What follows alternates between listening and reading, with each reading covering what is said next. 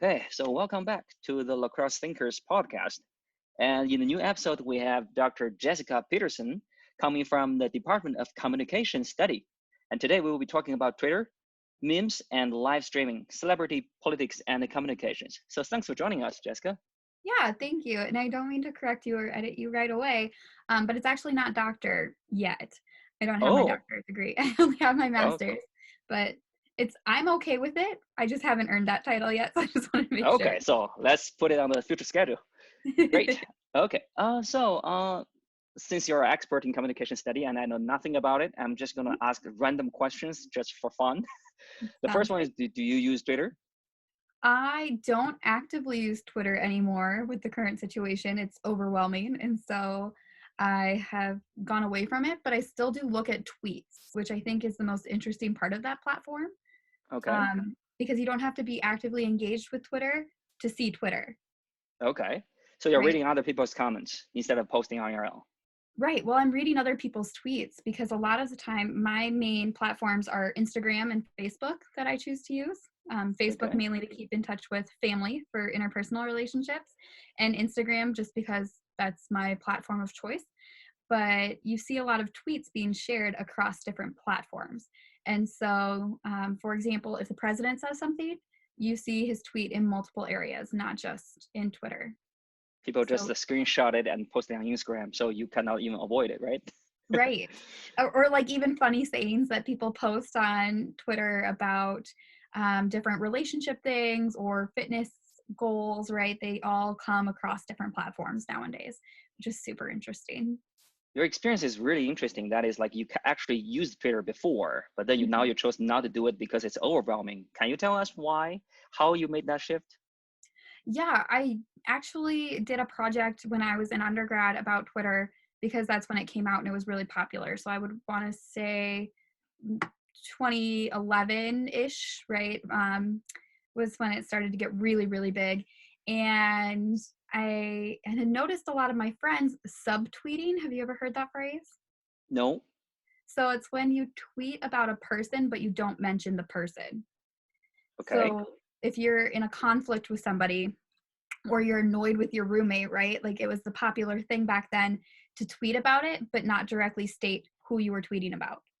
Oh, Yeah, a very like passive aggressive Midwestern kind of behavior within Twitter. And so when you were subtweeting, people would contact you to see if you had a problem with them or if it was about them, right? Because people didn't want themselves to be seen in that light. And so I did a project about that, and there's so much animosity because people can read so much into online platforms and read into what you're posting about and connect it to themselves that then sometimes it comes back to haunt you in some ways. And so I think Twitter is a really good tool for people to share their opinion, but it depends on what roles you're in. And if you look at a lot of professionals' roles, they will say, like, I'm not tweeting for my whatever title it is.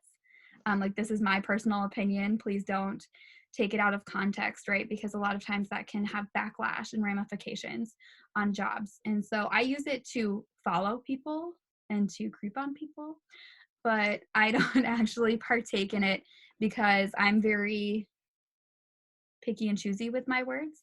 And so I'm very aware of how my words might affect somebody else. it seems like on social media or Twitter, especially, it's just like there are two groups of people: the people who care a lot about what they say, and the people who doesn't care what they say at all. Mm-hmm. And I don't use that thing that often, but you clearly see that thing from other kind of social medias. So how do they even deal with each other when you were there? I can't answer that for you because I am one of those people that read too much into what I'm saying. And so to not care at all about I think there's that disconnect, right, between you and where you're at in the screen. So if you can put all your thoughts out there and disconnect from it, right? That's why cyberbullying has become so popular because I didn't directly do it, right? Like I didn't have to say it to their face. I didn't have to do that. So they're able to say, well, I didn't say that.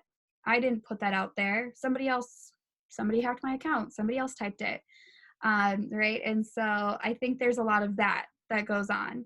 And some people who are really aware of what they're saying are probably more cognizant of the roles that they play within society or in their own lives and how that might have ramifications on their relationships with others. That's interesting because for me, I'm really careful about what I say, as we all are, because we're teachers at least, right? So that's almost like a built-in feature. I kind of just abandoned social media completely because I don't figure like there's no way to say the right thing unless you want to become a professional. You want to do it professionally, right? It's almost like a disclaimer all the time, a right way of phrasing everything, rhetorical like skills and everything. So I kind of feel like there's no way for a layman like me to not spend too much time on rephrasing everything I say, meanwhile say something meaningful without having any wrong interpretation. Yeah, I think that's one of the challenges too, right? Because you're taking away a lot of the face-to-face context, right? Like the nonverbal cues that you get from people, unless they throw an emoji or two in, or that's how they communicate when you're in person. So myself, I'm sassy a lot of the time. Um, use a lot of sarcasm, and if you don't know that about me, then if I leave a comment on your Facebook post or respond to your tweet, you might be like, wow, she's awful, right? Yeah, Because yeah. you just don't have that built-in relationship in the context around it, or you're not able to see my face react to it in real time. And so I think that's why other platforms, but outside of Twitter, like Instagram and TikTok, have become so popularized, right? Because Oh you're yeah. able to see people, and it's more of a visual kind of communication than just 140 characters. Why are people so obsessed with watching other people's life? You know, I think it's because we all want to feel like we see ourselves, right? We want to see like we are doing what's socially the norm. And we want to be able to say, oh, look, that person did that, and so I'm okay to do this, right? It's just that leveling of the playing field and learning, right? Learning about different people is through watching them. We do that from when we're small children until the day we die, right? We see people do something one way, like gardening. I watched my grandmother garden, so that's how I garden. And so we just took that and placed it on social media in a different context.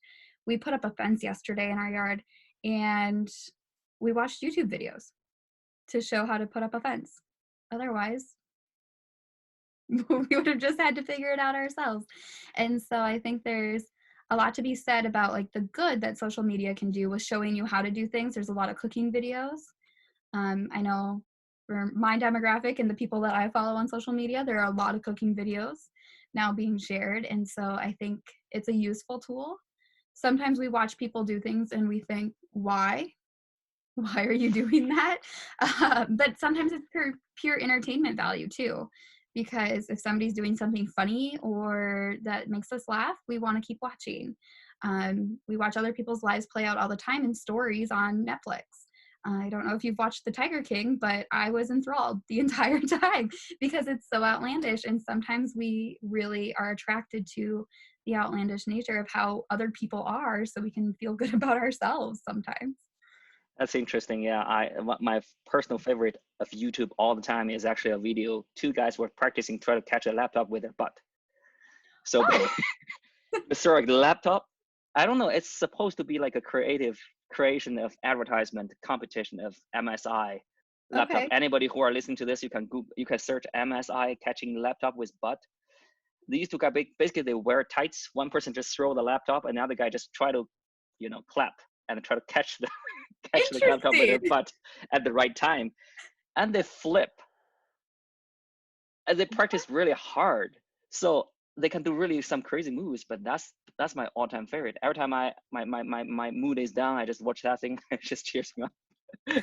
Oh my goodness. I always watch Nature Walk, Hmm. or the other YouTube video that I've always since, right, like it's one of the first, I would say, from when we started watching them for enjoyment, at least when I did, like in my middle school days, was Kittens, inspired by kittens. And it's just this little girl who reads this book about kittens and doesn't know the words and makes it up as she goes, and she flips through the pages in a high-pitched squeaky voice and says the most ridiculous things. but I could watch that every day and die laughing every day.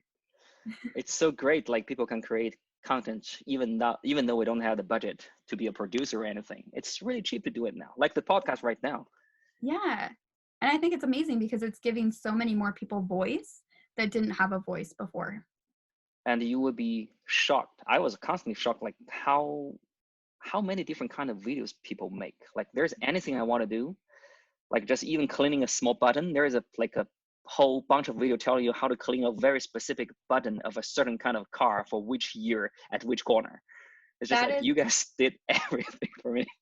That is exactly how I learned how to change the battery in my car key fob. It's so great. Okay. Yeah. Well, speaking of that, we're doing this podcast right now. Like, as far as I can notice, people are complaining about, so we'll hear this complaint all the time. It's just on social media, everything becomes short, like 140 characters for Twitter and also for YouTube. The shorter, the better. You can grab people's attention within 3 or 5 minutes. Other people just, switch to the next video. Mm-hmm. But recently, I found myself and a good chunk of people actually got obsessed with the format of podcast, which usually takes 2, even 3 hours, and it's on YouTube sometimes only. So that means you cannot drive a car while listening to that thing into 4 or 5 parts because it's only video only. Mm-hmm. Why is this thing happening? What are people looking for? I can't answer that for everyone because I think everybody's looking for something different. I know podcasts, specifically ones that you can download and take with you, are great. I'm originally from South Dakota, so that 5-hour drive back home, sometimes longer. It's nice to have a podcast to switch up from listening to music all of the time. I think they're really nice and convenient, including the ones on YouTube, because I can put on a podcast and instead of Tiger King, I have to give my full attention to. I could not just listen to Tiger King, right? Like I have to watch it as well. But I think that goes into, I can put on a podcast in the background and still take it in and do things around the house or go outside and go for a walk if it's one that I can download, or work outside, whatever I want to do. And so I think that could be part of it. And if it's something that I care about and something I really want to listen to, I want to learn more. And so I will continue to listen to it. I can tell you, I did podcasts for my classes instead of doing synchronous class or recording myself talking, because sometimes when you record yourself, you're like, yeah, I'm done with this. And my podcast would last anywhere from 10 minutes to 20 minutes. And they were like, that's perfect, right? Like that's a good amount of time to get the content out when it's class related. But I think if it was something more in depth, something where I was having conversation like this, and learning more about how somebody's mind works, I think that's really intriguing to humans all across the board. And to see how different people perceive different issues or different topics. And so I think that's one of the main reasons why we're so attracted to podcasts, because they go a little bit deeper. When I don't want to think too hard, or I just want to tune everything out, I'll go to TikTok and scroll through. Because those videos are 30 seconds long and I can just sit there and scroll and scroll and scroll. But we are so used to doing mindless activities. I think there's a huge surge towards being more mindful in how we spend our time and what we're spending our time doing. And so I think there's a really big focus across the board about listening and making sure that we're listening intentionally and we're taking it all in and really critically evaluating. It doesn't matter if you're in academia or if you're just an everyday person. We're all really adhering to that and trying to become a better society for it. So the people, so you see the trend that people are actively looking for sometimes deeper, longer conversations. Yeah, really digging in and trying to get at the core of who we are sometimes, right? Like we're always searching for who we are and what our values are. And so I think that having a podcast really helps you to do that, and to really listen to what people are saying and deciding who you want to listen to, what you want to take away from it, and you can tune out and tune in. Now, I'm a true crime podcast junkie, so I don't know what that says about me in the long run.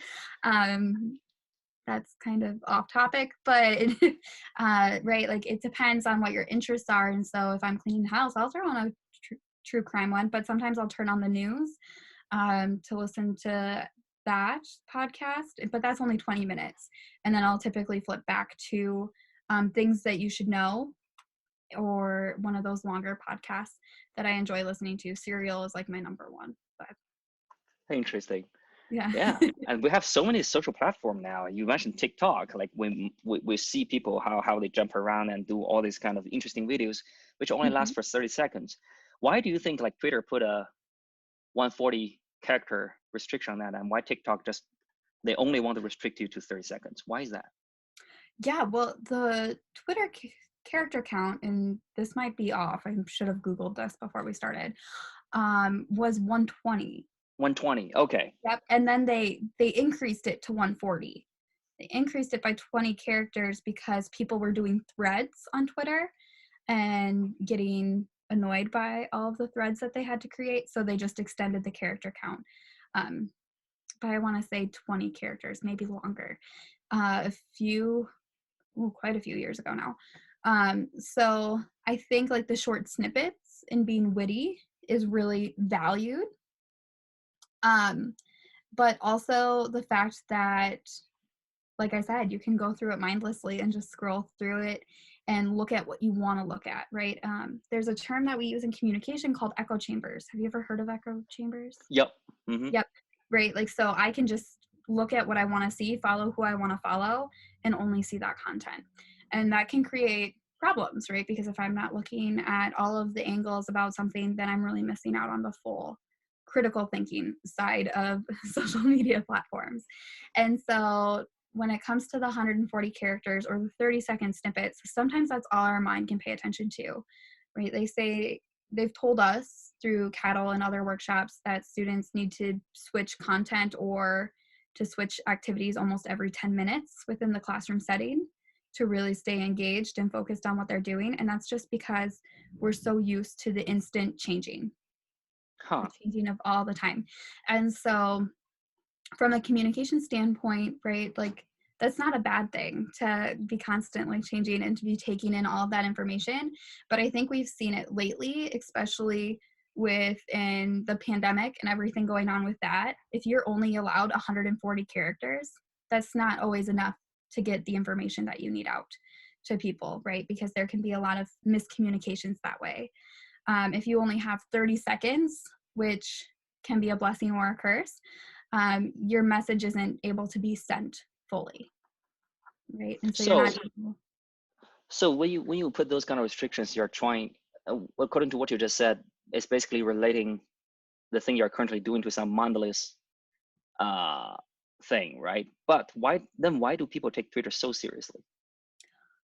I think it depends on why you're using it, right? Like I use Twitter to mindlessly scroll, but I also use it to look at news headlines, Huh, interesting. right? So I think there's like a dual purpose to a lot of these social media platforms. Facebook, I use for relationships. Twitter, I use for news now, but back in the day, I used it to maintain personal relationships. I also use it to mindlessly scroll and see if I see something funny. TikTok, I just watch videos of people dancing or animals. Hmm. Like, I don't think there's a lot of content there, but I can't completely rag on TikTok because there was one instance that I read about where a TikTok was posted of a couple and somebody watched it and commented, right? They were able to communicate like you should go get that mole checked, and Oh, actually helped that person discover like they had a cancerous mole growing on their neck.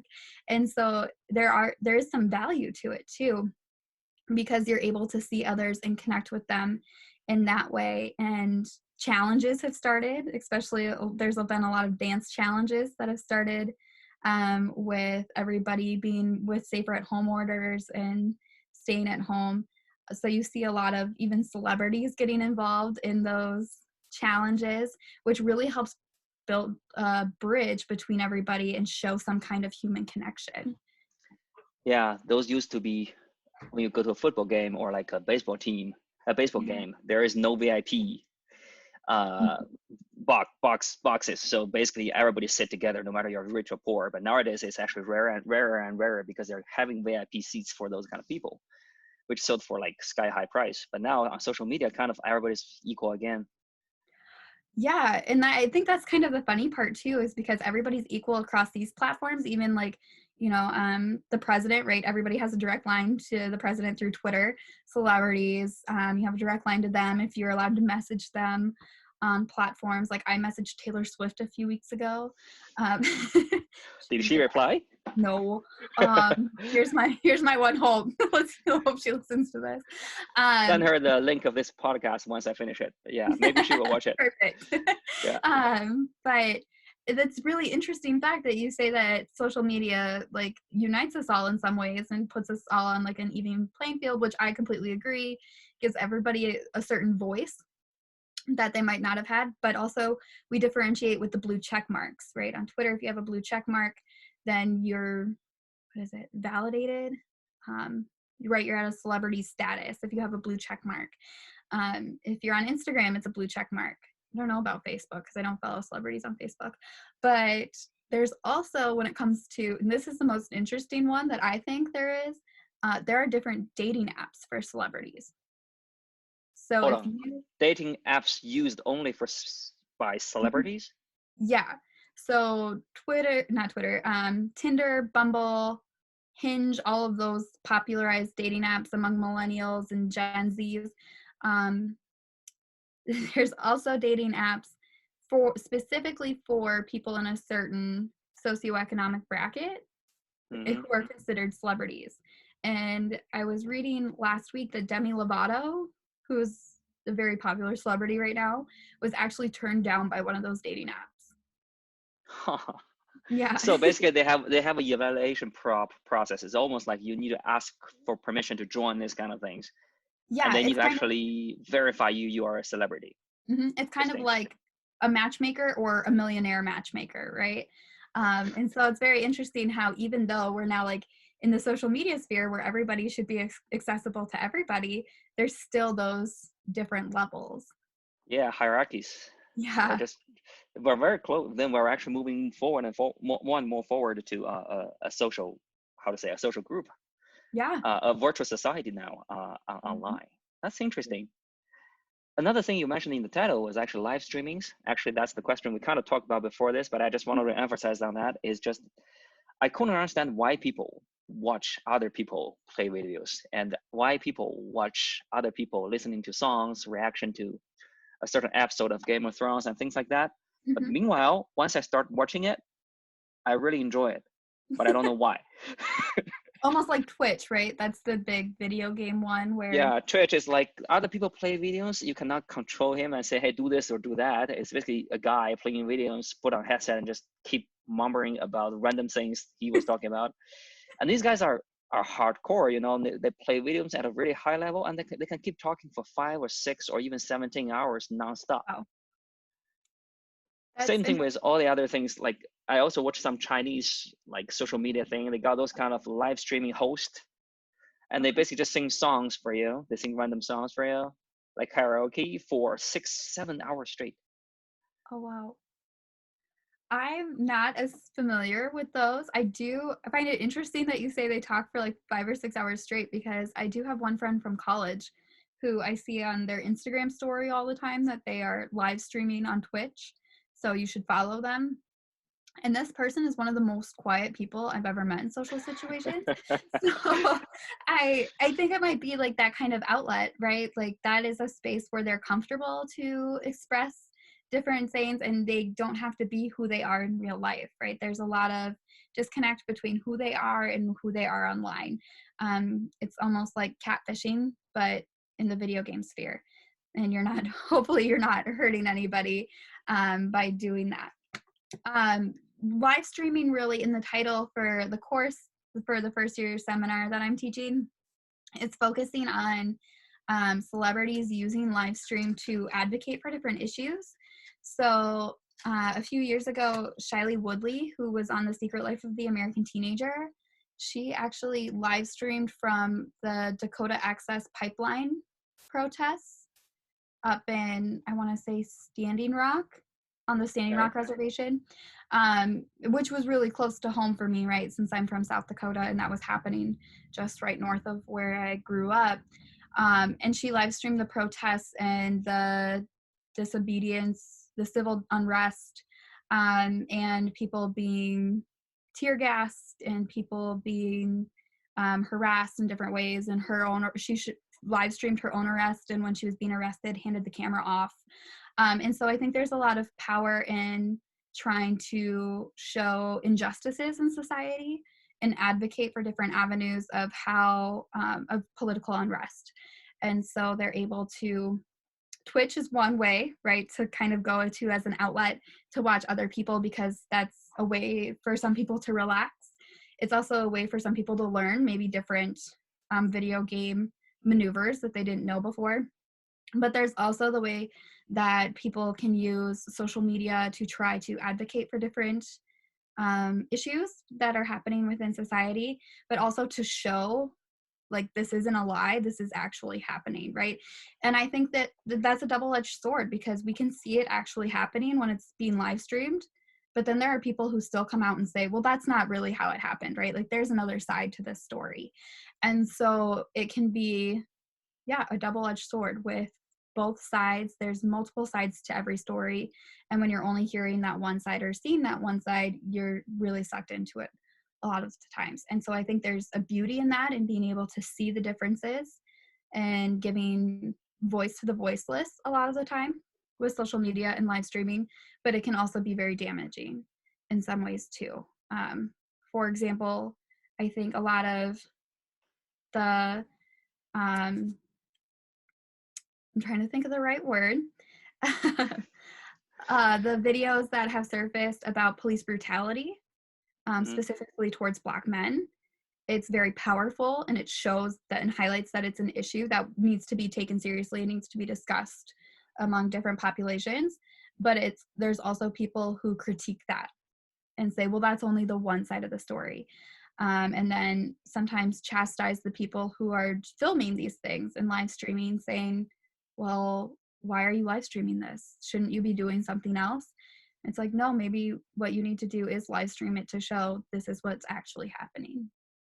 Yeah, that's really annoying. I feel like social media empower people. You feel like when I'm filming, I'm actually saving people. I'm actually doing the right thing. But the right thing is actually walk there and try to do something, compared to just doing this. And I can hardly call those kind of people heroes or anything. I just find them super annoying personally.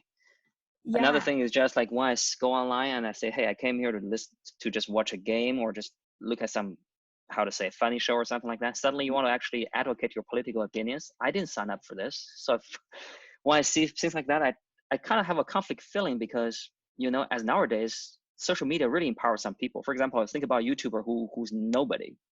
But if you have more than 100,000 subscribers, whatever you say, whatever you do will have a certain impact.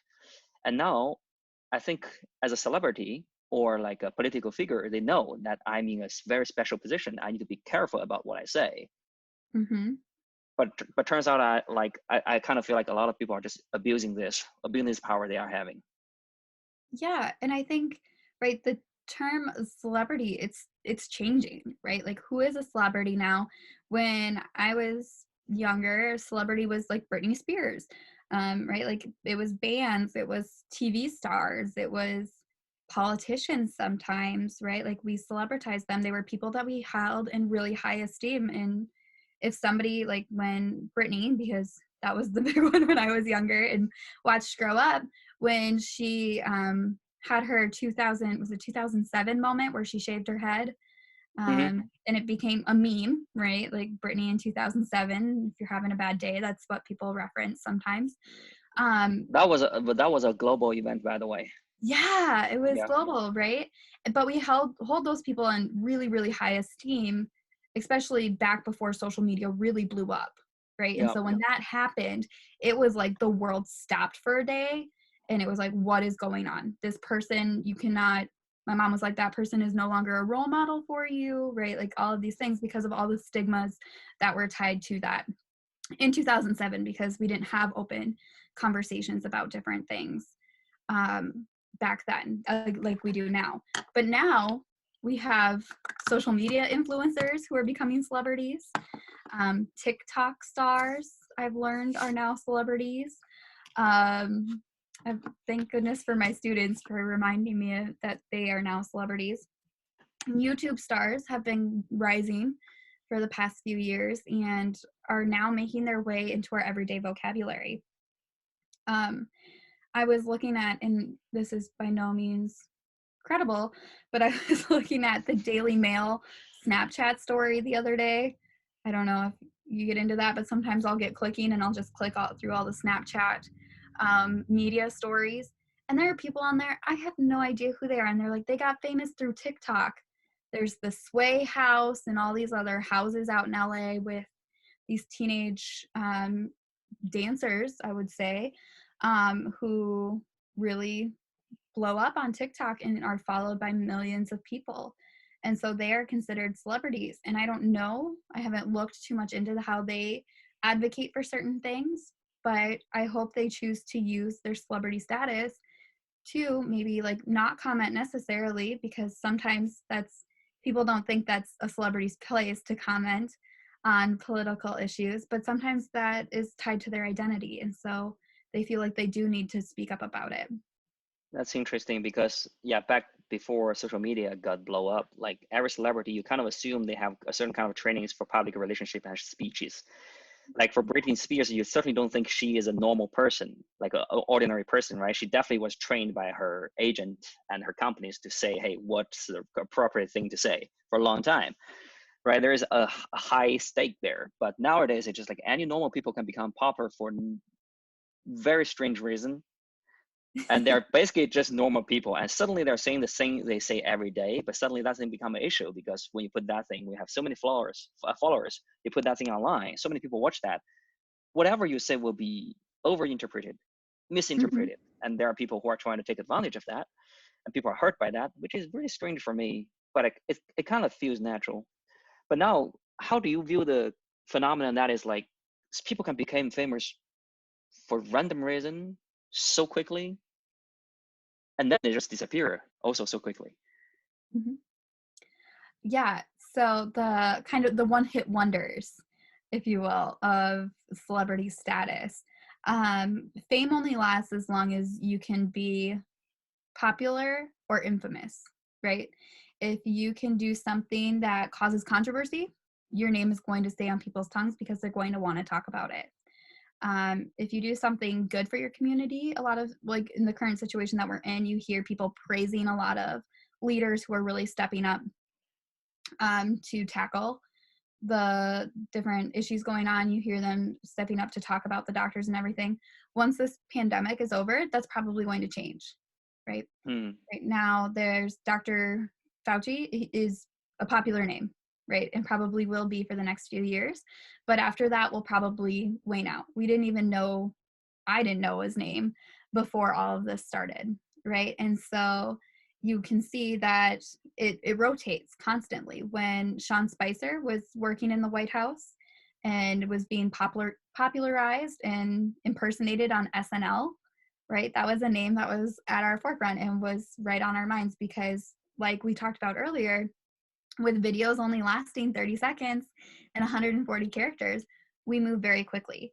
And so celebrity status can change, and to make it yourself a lasting celebrity, there's probably going to be some controversy.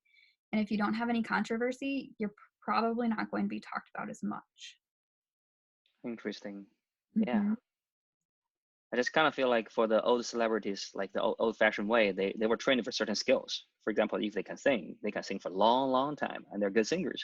Nowadays, just you become popular because somehow you just walk on the street and you just fell on the curb, and some people just happen to videotape that. Everybody say, "Do you know the dumb guy who fell on the curb?" And you're probably popular for like 2 weeks. A lot of followers. After that, you just disappear. I mean, I couldn't imagine myself in that situation, and how do I deal with that? Like, what is that for my life? Yeah, it's kind of like it's almost like child stars, right? Like they are there for a brief moment when they are popular, like baby Emma from Friends, and now she's coming back into the mainstream, right? Like she pushed a picture on Instagram and it went viral, right? Going viral is a real thing, and viral videos don't last forever unless it's kittens inspired by kittens, in which case I say let's make that go viral more often. But unless you're turned into a meme and that meme keeps circulating throughout, right, there are points where you're probably going to go into the shadows and not be seen, but you're still there and it can be brought up at any point in time. For example, I'm thinking of Macaulay Culkin from Mm-hmm. Home Alone, right? Was really popular as a child star, came back out with some issues in the early 2000s. His name was in all the papers again. He was talked about, hasn't been talked about, but every time people mention Home Alone, they know to mention Macaulay Culkin. And so I think that Yeah. that you don't really disappear necessarily. You're dormant. And then when somebody brings you back up, it's very easy to get a trend going again. So like memes on Reddit, once a meme starts on Reddit, that's where it's officially started. Once it hits mainstream media, so Facebook, Twitter, Instagram, then by Reddit users, it's considered dead. Oh, so they're like the pioneers, huh? Uh-huh. Yep, they think of themselves as pioneers sometimes. I don't use Reddit, my little brother does, and so I let him have his little area. But it'll go dormant on Reddit for a while, and then somebody will ironically post a meme of some kind in a comment section if somebody says something, and then Mm-hmm. it'll come back again in a different light. So the Catch Me Outside girl, if you've ever seen that meme, that comes Oh, back around. In late 2015, early 2016, Joe Biden memes were a thing. yeah. Yeah, everybody remembers those, like, right, like before the inauguration and leaving the White House, right? All of those memes are coming out about Barack Obama and Joe Biden, and now they're starting to circulate again, right? Because like his name is back in the media and he's running for president, so they're like, okay, here's all the Joe Biden memes. Remember when you thought he was funny? And it's a really good tactic for them to use, in my opinion, within their campaign strategies, because it makes him a celebrity and it makes him talked about, and what's more popular than name recognition and humor, right? Like it gives a lightness to his campaign compared to everything we're going through. It's interesting because I was more thinking about memes as more like a footprint in Mhm. our life. It's almost like, Yeah. I don't know, every time you think about a child star who got ruined by Hollywood, like after 10 years, he's picture again. After 10 years, you mention this one, his picture coming here again. So it's almost like, yeah, it's almost like a common memory of our generation. Mm-hmm. And then every time you mention anything associated to that, they just got triggered again and become a meme again. Speaking Mm-hmm. of that, we use the word meme a lot. I kind of understand what it is. I kind of don't understand what it is. So Uh-huh. from the point of view of communication study, do you guys have a official, how to say, definition of what is meme? Yeah. What is a meme? We let the populations who came up with memes define memes. I don't think it's up to academics to try to make an academic definition of it. That's my personal take, is if it's used within a community, you should use the community's definition of it. Okay. So really, here's a really hard set definition for it that I think can be agreed upon. It's an image with a phrase or a comment on it that is shared across social media and is typically funny and has the likelihood to go viral. And I think they're funny because we can all identify with them in different ways. So like when we were talking about Grumpy Cat, right? If you've seen the Grumpy Cat memes, Yep. if there's a comment on there that you can identify with, you're more than likely going to share it, right? And that's helping it go viral because you want other people to see the meme because you think it's funny or you think it's relevant to your life. I think the Joe Biden memes will probably get popularized again with the coming election. The Catch Me Outside girl, I don't think she's going anywhere for a while with the current state of affairs. There's Kermit sipping tea, right? That one was really big for a while. And so I think all of these different things, you can put a lot of different words or phrases to them, to these images, and they can just keep repeating throughout. And so you constantly see them, they're familiar Just to you. just hold on a second. So does the word change as you retweet it, as you share it? You can actually add your own comments on the picture, or actually it has to be the same picture. For example, if I take the picture of the kitten, right, and then some people said something funny and post it on the picture, it become viral, so it become a meme. But then after that, I use the same picture, just add my own comments. Does it turn into another meme, Yeah. or are they still considered to be the same? Nope, they're different. It turns a different one. Okay, Different memes. interesting. So yeah, all the different comments would be different memes. So the image could be the same, right? Like Grumpy Cat is a popular meme, but there are variations of grumpy cat, right? Like you can have funny grumpy cat, you can have grumpy cat, Very a lot interesting. of different things. And so I would say they're the same but different, right? It's a both and. So when you say the grumpy cat meme, everybody's going to come up with a different comment or phrase that they saw with that meme, right? And so it's going to give everybody a different kind of feeling, which is the most interesting part of memes, because it can be the Yeah. same image but multiple interpretations, right? The first time I see the word meme is from Seth Jean, the book written by Richard Hawkins, and what he was referring to is actually meme is almost like gene, but for Mm-hmm. culture. So that thing is going to breed, that thing is going to have mutation, and that thing is going to have natural selection. So if you think about the first meme we mentioned, and then you have variations, it's almost like, yeah, you got a gene and that mutated, and then just keep, breeding and mutate, and eventually you have seen some, how to say, decent descendant of the memes, and you recognize, oh, I know your ancestor, and you are clearly from this branch. So that's interesting. You mentioned Reddit, so it seems like there is like a process for creating memes and then spread it. Is there like a standard process how meme were produced? Yeah. So if you talk to Reddit users, they will say that the birth of the meme will happen on Reddit. And then it'll start to spread. And you talked about the genes and the variation of genes. That's when the variations start to happen, right? So you have that first meme, which that'll be very interesting to look back in history and see what was the first meme and how much people debate it, and follow the family trees. But then it keeps getting spread. People add different comments to it, trying to see if it's funny. And then people start getting annoyed of it because it'll move off of Reddit and it will move to different areas. And people are like, we're done with this meme. And so it'll go dormant for a while. Like we talked about, like those child stars, they just go away for a little bit. It's not it's not it's not cool anymore. Yeah. Yep. But then it goes parallel and it moves into other kinds of social media settings. So it can start to filter out and filter through. So you'll start to see it more on Facebook and Instagram, right? You might have seen it a couple times, but now you really see it. And then it becomes a part of pop culture. And right, like Grumpy Cat, we can say that and we all know it's a meme. So it's important that you understand where these are coming from, because it will die on the original Reddit site and the meme will eventually quiet down, right, on different social media platforms, because it won't be as popular or as relevant anymore to the current times that we're in. But then somebody on Reddit again will bring it in as a joke, right, to be like kind of bring in a different satirical point of view, and it'll get brought up again and it will begin a whole new generation of memes, right, where they can take it and they're going to shape it into whatever they want it to. Because just like with the Rick rolling, have you heard of? No. Okay, so there's this video, the song Never Gonna Give You Up, Okay. I'm gonna let you down, never gonna, right?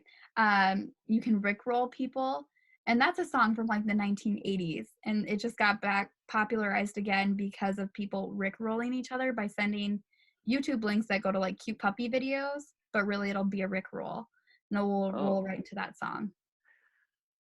I don't know why that became popular, but I just did it to one of my friends the other day. So just like memes, right?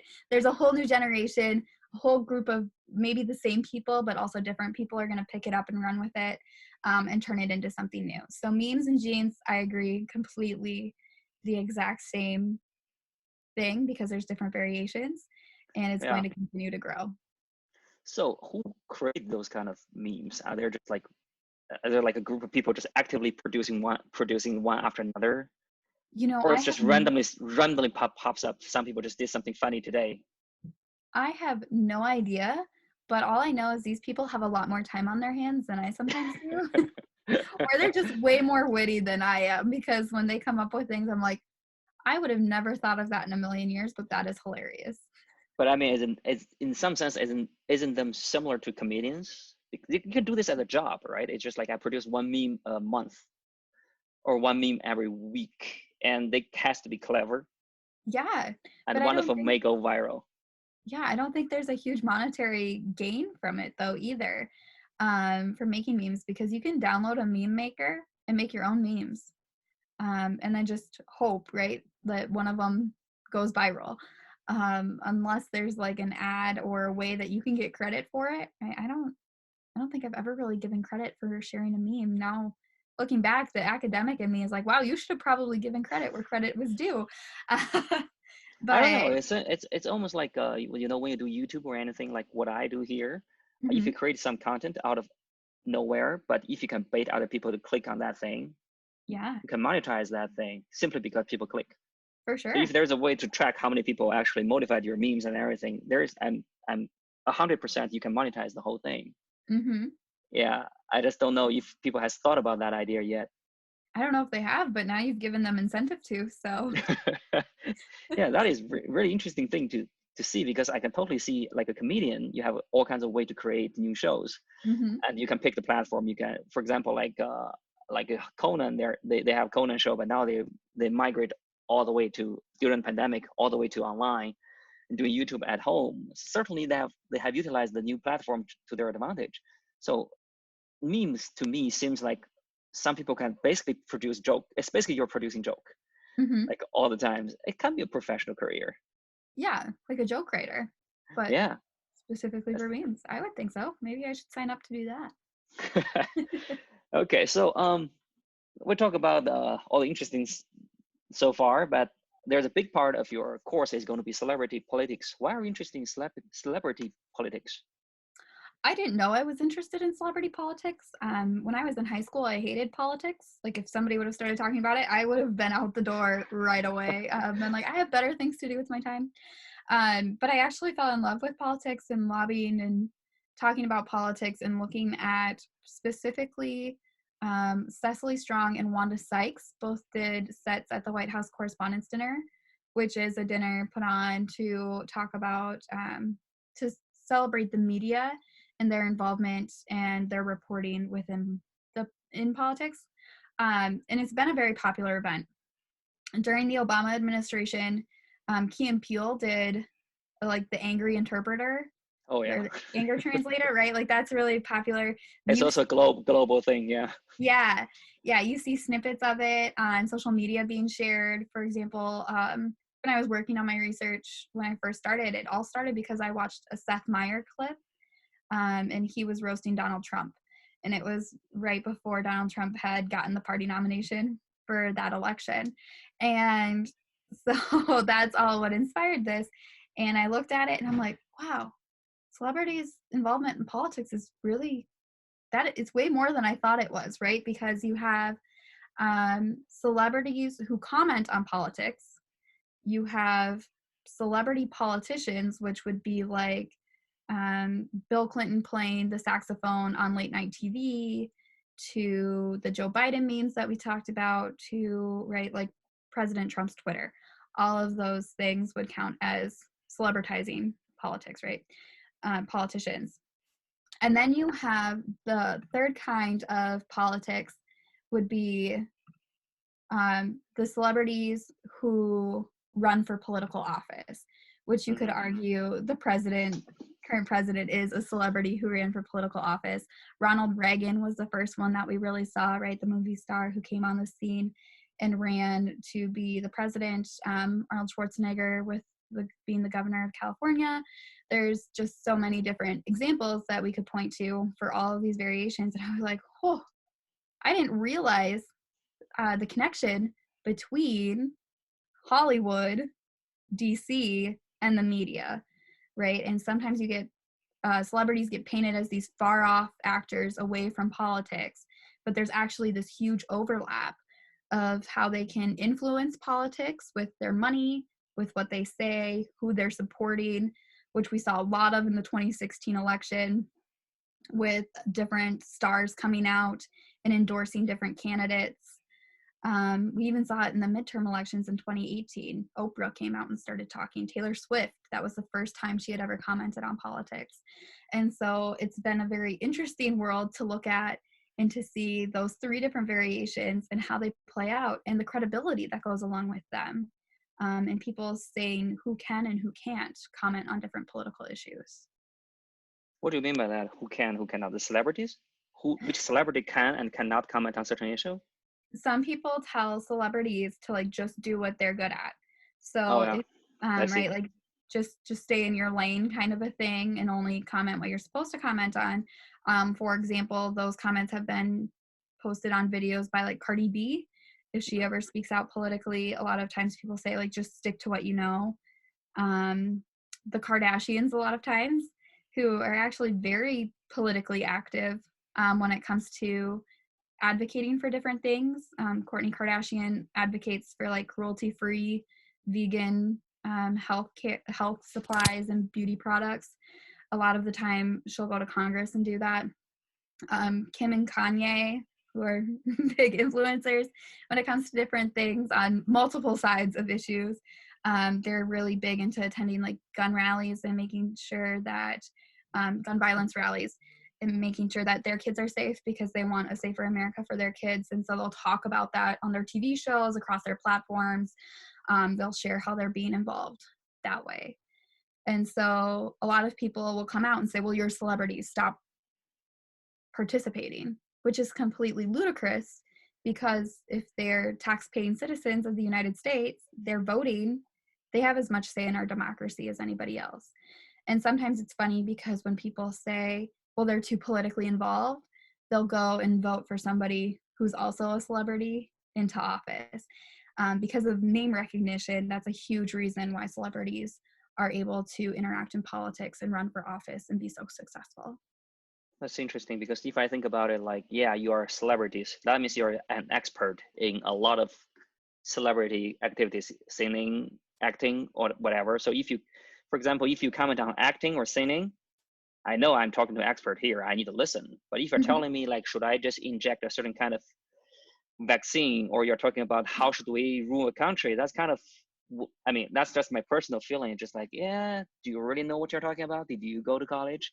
Which major did you choose? How good is your credibility compared to other expert? But meanwhile, I actually want to ask you another question. That is like, are there any experts becoming like a celebrity? It's like, for example, Dr. Fauci.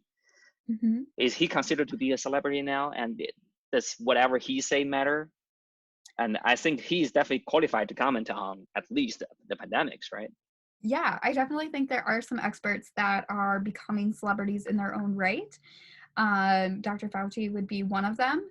But we've also seen a lot of experts being dismissed for their expertise, right? Because we're choosing to believe some other things over those experts. We've seen a lot of turnover specifically within the Department of Defense, um, right? Like a lot of generals have been stepping down from different positions that they've been appointed to within the president's cabinet. We've gone through attorney generals, we've gone through communications directors. And so I think, yes, experts are becoming celebrities, but also they're being discredited too because of certain things that are happening. One expert that I think is becoming very popularized and very celebritized and might get involved in some way, shape, or form in politics is Brene Brown, Mm-hmm. because that's somebody who's quoted a lot. Dr. Kimberly Crenshaw is a hero within our communication Oh, studies, but uh, also her name's being thrown a lot around when you do work with diversity and inclusion, because of her work with intersectionality and how we communicate about that, but also how we experience it and how we behave because of it. And so there's a lot of overlap. I think a lot of experts are becoming celebrities in smaller forms than they ever were before. But I also think we're discrediting a lot of experts because we're choosing the celebrities. interesting. So it really depends on how to say whose view are you supporting, Mm-hmm. and also who is currently in control of those kind of things. So they do have a control of what kind of voice to be heard and Mm-hmm. what's not. Interesting. But back to the celebrity commenting on things. Let's take things at this from this point of view. For example, like, yes, celebrity is a United citizen. They can comment anything they want as an individual. But meanwhile, if you think about how much influence they have, I would say they are as important, or if not more important than maybe a newspaper. But then if you go to a newspaper, they just open comment on anything they don't know. Mm-hmm. with their personal opinion, you would certainly hold the newspaper to say, hey, this is not professional, because you have influence, right? So Mm-hmm. how do I deal with it? How do you see the difference between celebrities and newspapers? Because you are in such a position. Should you be responsible for what you say? Should you at least be careful, or hold up a little bit to only focus on what you know? Yeah, I think that's an interesting perspective, right? Because we don't necessarily, there's been a big shift, right? Because a lot of times when celebrities comment on politics or political issues, they're doing so on their own social media platform, right? And you could say that, yeah, they have a huge audience, but we chose to follow those celebrities. It's not like they ask us to follow them. We go out of our way to follow them. So we should be open to hearing whatever they're saying. There's been a huge change too in like what we talked about, like with PR people and learning how to communicate and what to say and what not to say. That's completely changed. So, and it really changed recently, I would say probably in the last 5 to 10 years, because of just how leadership has been changing how they communicate, right? It used to be that the presidential Twitter was run by the communication office. And the Mm-hmm, only mm-hmm. things that came out on the president's Twitter were like press releases and things that have been read over, and like thoughts and prayers kind of things when a natural disaster struck or something needed to be commented on right away. But then there'd be a press conference and a video that would be shared through the channels, the appropriate quote unquote channels. Clearly, Now, there was something you cannot tweet back then as a yeah, president. right. And now, right, like the fact that the president has taken control of his own Twitter account, he's like, nope, I'm going to say whatever I want to. That kind of gives leeway for everyone to say, nope, I'm going to do what I want to because this is my voice, right? And so if you take my voice, you're stifling it. Taylor Swift had a really good scene about this in her Miss Americana documentary that came out a few months ago now. I don't know what day we're on. And it was her and her team, and she wanted to comment about the election in Tennessee because I think it was like, this could be wrong, so I really hope you don't share this with Taylor, but it was either a senator or the governor that was running. I don't remember which race it was for. In the end, it doesn't really matter. But she did not support this person. It was an incumbent, and she said, I cannot support this person. I cannot let, I need to like share the information with people that she voted against the Violence Against Women Act. And we don't need somebody like that representing us. And so she posted an Instagram about it. And that was the first time she'd ever commented on politics. And in her documentary, you see her team telling her, like, you cannot do this. This is not your space. This is not what you do. You need to stay neutral. And she was like, nope, I need to say something, right? And so I think there's a lot of identity that's now coming into politics, and the different way that people are treated. They feel like they need to speak up on something that they've encountered or something they've experienced because they have that platform. So to not use that platform to spread awareness about what's going on, I think could be damaging, right? Or could have ramifications, positive and negative. You saw voter, and she didn't tell people how to vote, right? She just said, this is what's going on, register to vote, and called for people to register to vote.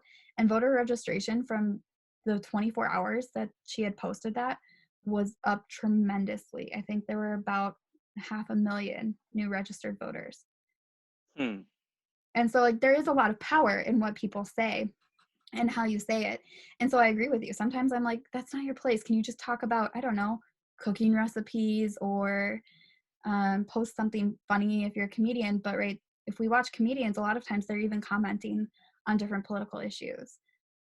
Actually, I'm okay with comedians because like that's supposed to be the job of comedians, just criticize things and playing on the edge to try to talk about some things we cannot talk about seriously. Yeah, well, even musicians, right? Musicians have been commenting on Exactly. politics Yeah. for a very long time within their songs. And so I guess to me, there's not a huge difference whether it's in a song or whether it's on your social media. That's fair game, right? Because that's what the arts are for, is to critique. the different power structures in play and see if those are things that we really want or make us question and think about them a little bit more. And I think that's really powerful. Has the social media make the celebrities even more powerful in their political activities? Ooh, that's a good question. I would say yes and no. I think it's made people powerful in the fact that they have a voice to talk about different things in different ways. But I also think no, because it's opened them up for more criticism from others. And so they pick and choose what they would want to be more closely associated with. Interesting. Yeah, I never thought about the no part. Yes, it's an obvious answer, right? But no, the no part now, I hear you saying that. I kind of get what you mean. Yeah, that makes sense. Because I feel like there would be, without social media, right, they could be more politically active and people wouldn't necessarily know it. Mm-hmm. Now with social media, they have to be a little more weary about where they're participating in politics. For example, like what they are following, like who they are following, right? There are people out there who go and look at the follower list of celebrities and see if they're following each other, if they're in an That's really annoying. Yeah, that's when we're talking about like stalking online, right? Online stalking and all the stuff. Yeah. Yeah. So it's Meanwhile, like, now actually nowadays you can use technologies to track that and try to make predictions too, which is pretty damn good predictions. Just seeing who follows who. They can predict your sex orientations. They can predict your political opinions with like a percent accuracy of 85%. Just seeing who you follow. Wow. Yeah, and I think it does give a lot of power, but it also doesn't, right? Because, for example, one of my favorite people to follow on Twitter, just because they're witty, is Chrissy Teigen, and very outspoken. And I always liked following her and the president's comments back and forth. But I was also really intrigued as to why the president was commenting back to a celebrity and why so much time was being wasted on Twitter and not actually doing anything. But that's besides the point. But right, like there's a lot of power in the fact that you can block people. And I think blocking people is a huge thing because even though this one celebrity didn't like the president's policies, he blocked them. They're no longer able to interact. And that's problematic in a democracy, right? Because if you're able to critique the president, you're able to critique those people in power. That's what America was really founded on, was to try to get to more progress. And so the ability to block people out and to not listen to dissent is problematic. Which is actually happening not just on social media, right? The same thing to the news media and everything. Just like, if you don't like this, get out. Mm-hmm. Interesting.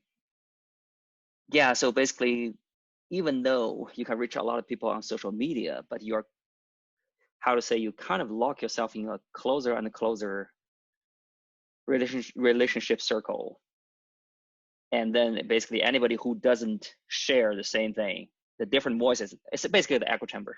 It is. Thing you were talking about. Yeah, it's kind of scary sometimes. Even nowadays I mean, offline, you can see people like they stop being friends anymore simply because they want to stay in a certain group and just self-iterate whatever they know there and refuse to have conversations. Mm-hmm. And when somebody brings up dissent, you're looked at as sometimes playing the devil's advocate when really it could just be a difference in values and beliefs. Yeah, public debating is actually the way to achieve the better solution. But now it's just like, I have the best solution, you shut up and listen. Yeah. The other side has the same thing. And if you don't listen, you're stupid or evil. So get out. That's really not constructive. No, that is not civic dialogue at all, which is another area that I really like. You have to be able to have dissent and you have to be able to work through and have hard conversations. And I think that's something that hopefully we are working on instilling in communication students as they come out of our programs. But it can be challenging, right? Because if you're trying to have this conversation and somebody doesn't want to hear it, or they're worn out from hearing the conversation, right, they can just shut down and block you out, and you can't do anything to change that. But I agree I agree with you that it is something worthwhile to have dissent and to have conversations where people disagree, because that's really what the foundation of higher education was built on, was to have dissent, Yeah. right? You take somebody's idea, you say, actually, I think it might work a little bit better this way. Let's disagree about it. Let's sit on a panel of people to defend my ideas, get torn apart a little bit through. It won't be comfortable, but it's necessary for you to grow, to learn. Exactly. And so I think that specifically today's students, I think they're okay with that. I think they're looking for it. They want to have those disagreements. They want to have that little pushback. Interesting.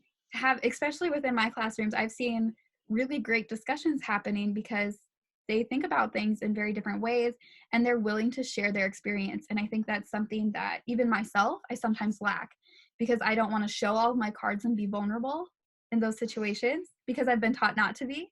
But they're very good about saying, well, this is why I see it this way. And somebody else will say, well, I see it this way. And they're able to have that conversation. And so I don't know if it's the Midwest passive aggressive nice that I am sometimes and was taught to be, to try to break down that wall to say, no, actually we can disagree and that's okay. And we can work through it. For the next generation, I think compared to us, like who we're older than them, right? So when we were trained, we are still following whatever the teacher says. Mm-hmm. I don't think the education is changing much, but for kids nowadays, they do have access to a lot of information.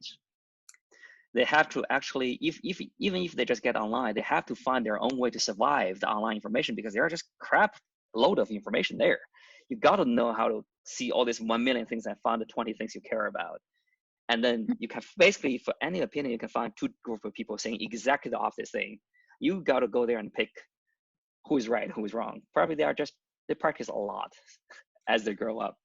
Yeah, Maybe that's the reason. I'm 100% sure that they do. And especially like in the times that we're in, right? We are getting different information, it seems, daily from the same source sometimes. Yeah, I don't know who to trust, what to trust. Yeah. 5 different stories that say 5 different things about 5 different, right? Vaccines, cures, everything that's going on. And it's like, who do we trust? What do we believe? And so a lot of that dissent, it's healthy and it needs to happen. And I think we're learning how to navigate all of that through social media, right? And how to have dialogue like that on social media is something we've never had to face before, really, because we were able to do it in person. But now our main channel is online. So what you observe in your classroom is actually the younger generation are becoming more and more open. Mm-hmm. That's interesting, because I read a book about addictive technology. One concern they have is because social media make everything so easy. For example, if I want to break up with you, I just message you. Mm-hmm. I don't have to look at your sad face. I don't have to, feel the feelings when you're present. Mm-hmm. And also I can block you if I just don't want to talk to you. I don't have to actually say any harsh words. I can avoid the physical contact and everything. So it kind of makes things easier for people. And because things are easier, the cost is so low, they don't learn how to deal with those kind of situations. So that's why they are a little bit concerned about when the generation grow up, actually they won't have this ability to communicate with each other, because you can simply just block other people online. You are so used to that. But what you observe are exactly the opposite. Yeah, so that's why, and we do have a reason for that, right? We can think of a reason for that. So what I'm thinking is maybe the ones who actually block other people are our generation and older, because we actually kind of want to do that, but we just didn't have the tool. But now we have the tool, we kind of abuse it. But the younger generation, they kind of actually adapt it to both the good side and bad side of it. Yeah, I would agree with that. I also might ask you a question about what generation was the person that wrote that book? I think that was in like 2008, 9 at most, at the latest, maybe even earlier. Yeah. Yeah, because I think there's some truth to it, right? But at least within my classroom, when things like cancel culture get brought up, cancel culture and breaking up via text or and calling and texting, they get I'm saying us versus them, my students get visibly like upset. They're like, that is disrespectful, you do not do that. And so I think that there's this unspoken code of ethics for online behavior for that generation, and they know how to work through it, and they say, well, it's fine to have different ideas, it's fine to have vulnerability, because I think the way they've been raised through seeing, how behavior has changed. I'm going to blame myself because I'm a trailing millennial, right? So it's probably people who are my age, and how they treat one another. They see that and they're like, no, we don't want to be like that. We want to be better than that. And so because they've been so much more exposed to social media, they've pretty much grown up with it. They're like, nope, this is our rules of behavior, and that's not acceptable. And so maybe there's some variation there, but from what I've seen from this coming up generation, I can only say good things. And Interesting. how they Yeah. treat one another and how they treat the people around them and how they take in information. Because I agree with you, right? They're getting different information every single day. And so they have to constantly question it. And they have to say, well, this isn't what you said yesterday, and think through it. Interesting. Do you think this is a Midwest thing? Or actually, just the younger generation in general, they're just more open-minded and they kind of co-evolved with this social media crap. Because like your generation, for example, maybe you were born without social media until you're in elementary school or even, junior high. And then you just take that thing to your advantage and say, hey, this is the way how I want to use it. And this is the traditional way in which I don't use it. Then you only use it for convenience. But for these younger generations, there's no way they can even escape from that. So it's just like good things, bad things, they all happen on social media. So we know how to deal with it. Yeah, I would think so, because they've been socialized too. If you look at even my 4-year-old cousin, she can hold a phone and have a conversation with you over FaceTime. And I was like, how? We're still trying to get my dad onto FaceTime. You picked up the phone and just opened it. And so there's a lot to be said about, right? Like when you grow up with that kind of technology, you're taught the proper etiquette. I remember when I was first allowed to take my mom's flip phone, back in the day, I got to take it to a sporting event and I was taught cell phone etiquette, right? Like you can't play games on it all the day long, because the little snake game, because it will die. And you have that phone to contact your mom. And that's why it's there. So you can call your parents for a ride after, the basketball game or whatever. And so I think because times are changing, people are teaching different kinds of etiquette, but we make up the rules as we go. And so I know that there was a different standard of how I behaved on Facebook as to what my parents thought I should behave on Facebook, because I was in it.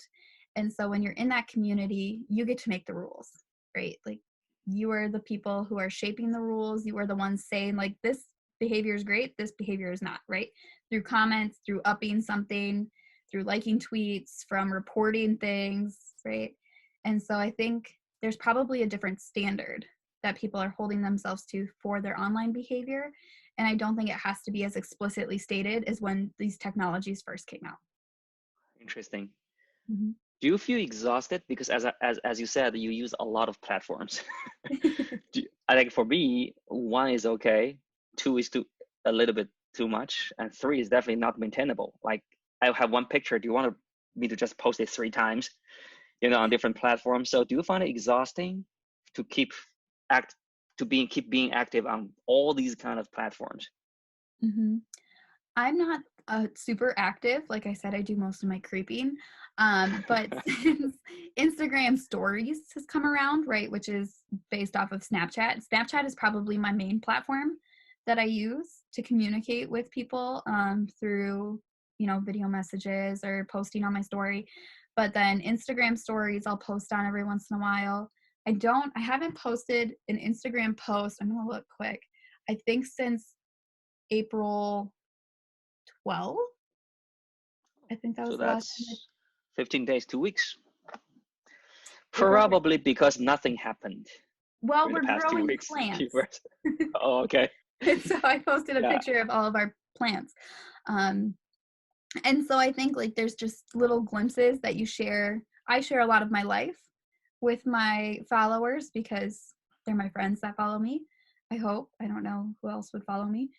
But my partner uses Instagram for his business, right? And so there's different modalities in which we use different platforms. Facebook, I can tell you, I deleted the app off of my phone the other day because of everything going on and people posting almost nonstop, specifically within my family on multiple sides of different issues.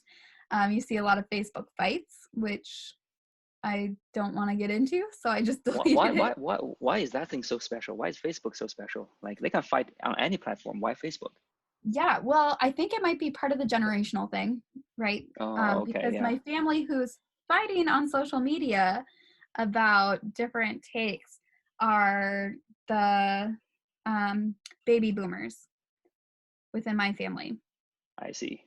Yeah, Yeah. that Facebook have a reputation to, like older people tend to use Facebook more.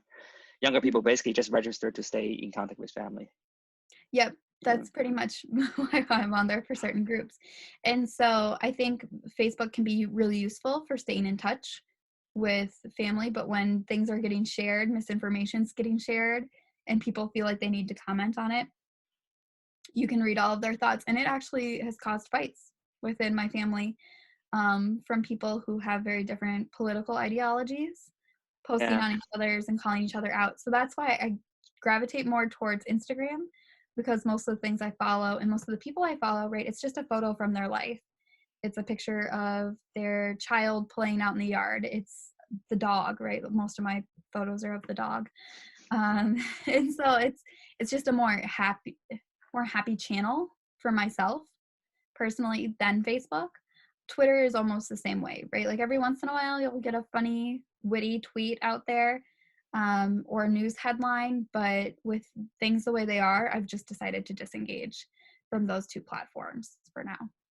Do you think that eventually, not only we are polarized as a society in the echo chambers of political opinions, also younger generation and the older generation tend to go use, and how to say, they tend to use different platform completely. Mm-hmm. Just like, hey, you old guys go to Facebook and Twitter, just do whatever you want. I'm gonna unfollow you guys, shut down the app, and then we young people just stay here and we don't want to care about those kind of things that you guys talk about. Yeah, So I definitely think that's true. I mean, when my mom got onto, that's really why I got Twitter in the first place, right? Because my parents got onto Facebook. And so I was like, I can't be on the same platform as them. So I got onto Twitter. And then people who were on Twitter were like, oh, look at this is the Instagram thing. And you move to the new platform. And it's always constantly changing, right? As soon as Instagram came out, then it was Snapchat. Had to have Snapchat, right? As a way of communicating with my friends through picture images that at first only lasted 6 seconds, right? But now you can make them last forever. And they're always adapting and always changing. Now it's TikTok, which some might argue is intergenerational, right? Because you have people from multiple generations creating content and putting the content up there. But I think that's a very different platform than, say, Facebook, Twitter, and Instagram, because you're not really able to have a very long caption because it's a short video. And so you can only say a certain amount of things on there compared to Facebook, where you could rant an entire page long. that's interesting, because I'm comparing this one to because I also communicated with my friends in China. Mm-hmm. What they do is totally different. What they do is they have a uniform app called WeChat. But then if you want to actually do different things with different group of people, you simply just group them together within the same app, instead of picking different apps for different activities. Interesting. Yeah, I wonder, like, yeah, if you don't like to do this kind of things on Facebook, can't you just like create a Facebook group or something? And then this is my group for my family. This is my group for my friends and things like that, compared to shifting from multiple things. Because yeah, it's really difficult for me to make, like I said, if you start a post, 6 different platforms, one picture goes there. I don't know how do you manage that? I mean, Yeah. luckily they're all pretty much owned by Facebook. So you share Maybe on there's maybe there is already a service. I just don't know it. It's like one button, you click one photo, and they automatically go to 7 different platforms or something like that. Yeah, because I know you can connect your Facebook account to like everything in the world, it feels like.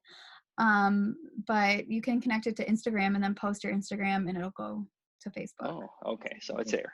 Newsfeed. So it's there. It's an option. I think almost it sounded like what you were talking about was almost like Facebook groups. Uh-huh. Yeah, we have Facebook groups in my family too, which sometimes I wish they'd just post in their family group. But I think the problem comes when you post on your news feed, right? Then anybody can see it. And if I was to respond to somebody's post, other people can comment back, right? And so it just becomes this whole almost a war, right, about information and whose information is better and who has the right information and who's more stubborn and can just post as many comments as they possibly can and keep responding. Because once you stop responding, I don't know if you win or lose. That's the big question, is who's the winner in that case? The person who bows out and is like, I'm done dealing with this, or the person who's like, no, come back, fight your battle. I think that goes back to the conflict part. Does it ever happen that you actually know who win or lose on internet? No. I feel like every single fight just stopped when somebody just left, and you don't know why. Maybe they run out of words, or maybe they just went to sleep. Yeah, there's a lot of unresolved conflict, and I think because a lot of people don't want to admit that they're wrong, or that they shared something. It's just weird, right? This whole online. You are right. Sorry, I was naive. I have never seen a comment like that on any platform at all. Mm-hmm. Yeah, I think there's a lot of lack of grace for people to admit that they're wrong, or people to accept apologies, right? Because if you mess up, you're canceled. So I think there's also the idea that you need to be perfect in everything that you post. And if you even have one grammatical error, my goodness, watch out. Right? Like somebody might come at you with the correct version of there with a asterisk behind it. So you better be prepared. And the record is always there. Mm-hmm. Yeah, 100% accurate. Yeah. So you say, I didn't mean it, but you typed that thing. Here's the proof. Here's the screenshot. If you delete it. Mm-hmm. Another thing is just like, because the conversation is not happening simultaneously, sometimes you can post today and they can reply tomorrow. It feels like all the conversations are still going on. Even though somebody left the fight, you don't know. Maybe after 2 weeks, he just think about something, come back and say, hey, let's pick up where we left and keep going. Right? Or even in the memories, right? A memory pops up, you reshare it, and it starts all over again. Maybe it's, a high school drama that you had with one of your friends. It really feels weird. Yeah, like non-stopping. And you feel like there are so many unfinished business on the internet. Yeah, that's why I almost never use any social. Yeah, and I don't blame you at all, right? Because like we said, it is both and. It can be really good and be used for useful things, but it can also be dangerous because you can be found out. And I think that's happened to a lot of leaders lately that have said certain things. You see people scrolling back to like 2007 to pull a tweet that they said, that they tweeted, and then they have to try to defend themselves. And instead of just owning up to it, a lot of people just go right to that, I need to defend myself, instead of saying, well, actually people change from 2007 to 2020, and sometimes for better, sometimes for worse, but you're not supposed to be the same person you were in 2007. And so I think, giving people room, having that civic dissent, and being able to talk through things, seeing the world in a different way than it was looked at in 2007, it's important. Yeah, that's one thing I never understand about the campaigns, when you try to accuse some kind of political figures back to when they were 17 and they did something and said something, and just like, seriously, when you were 17, what were you saying? What are you wearing? And and perfect people just don't exist, right? You need to accept that. Right. Yeah, people aren't perfect. People make mistakes. And so I think that's why a lot of my students probably have a problem with cancel culture.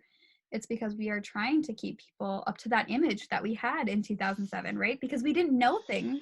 Skeletons in people's closets, they remain skeletons, right? They didn't come back as zombies and try to take them down. But now we have the tools and the technology to bring those back and to try to uncover things about different people and to use it to hurt people.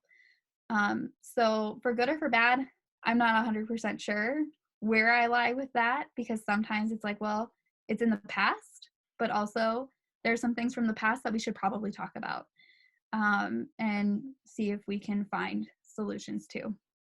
So it's a double, everything is a both and.